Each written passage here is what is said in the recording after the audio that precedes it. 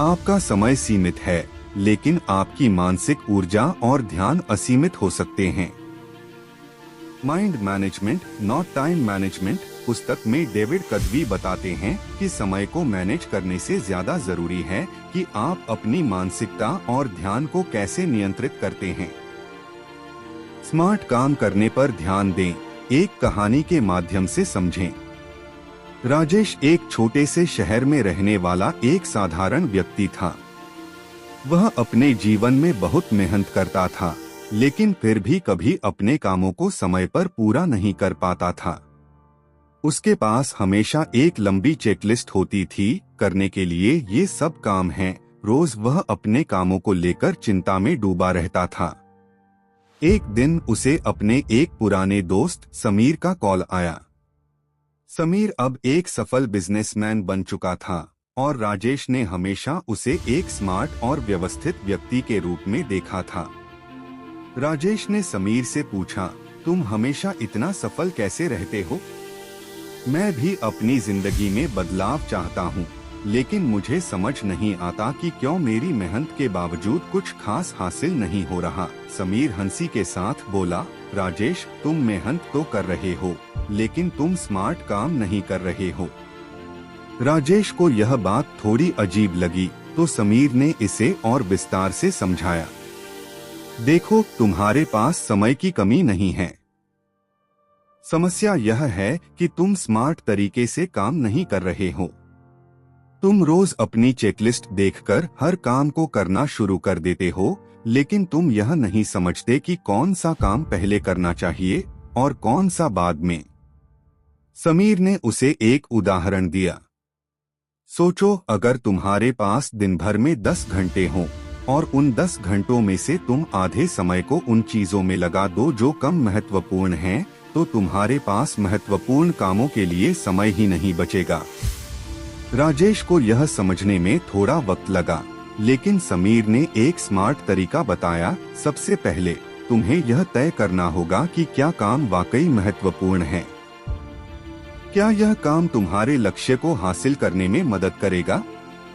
इसके बाद तुम्हें यह सोचना होगा कि उस काम को कैसे और कब करना है, ताकि तुम पूरी ऊर्जा और ध्यान के साथ उसे कर सको। समीर ने एक उदाहरण दिया। मानो तुम्हें किसी बड़े प्रोजेक्ट पर काम करना हो।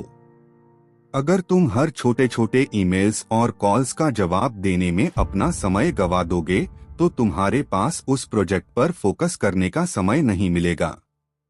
तुम्हें तय करना होगा कि पहले किस पर ध्यान देना है और किसे बाद में निपटाना है। समीर ने राजेश को यह भी बताया कि सबसे पहले उसे अपनी प्राथमिकताओं को पहचानने की जरूरत थी। अगर वह हर काम को तुरंत करने की कोशिश करता, तो उसे कभी भी महत्वपूर्ण कार्यों पर ध्यान नहीं दे पाता। इसलिए उसे अपने कामों को इस प्रकार से श्रेणीबद्ध करना था। एक महत्वपूर्ण और तात्कालिक कार्य जिन्हें तुरंत किया जाना चाहिए। 2 महत्वपूर्ण लेकिन समय ले सकते हैं, जिन्हें बाद में किया जा सकता है, लेकिन इन्हें अनदेखा नहीं करना चाहिए। 3 कम महत्वपूर्ण कार्य जिन्हें कम समय या बाद में किया जा सकता है। राजेश ने धीरे धीरे इस नई समझ को अपनाया।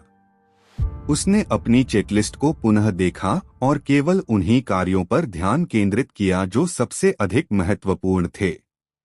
उसने समय समय पर ब्रेक लेना शुरू किया, ताकि वह अपनी ऊर्जा को बनाए रख सके और अपने कार्यों पर फोकस कर सके। कुछ महीनों बाद राजेश ने देखा कि वह अब ज्यादा स्मार्ट तरीके से काम करने लगा था। उसकी उत्पादकता में वृद्धि हुई थी और वह अब अधिक समय अपने परिवार के साथ भी बिता पा रहा था।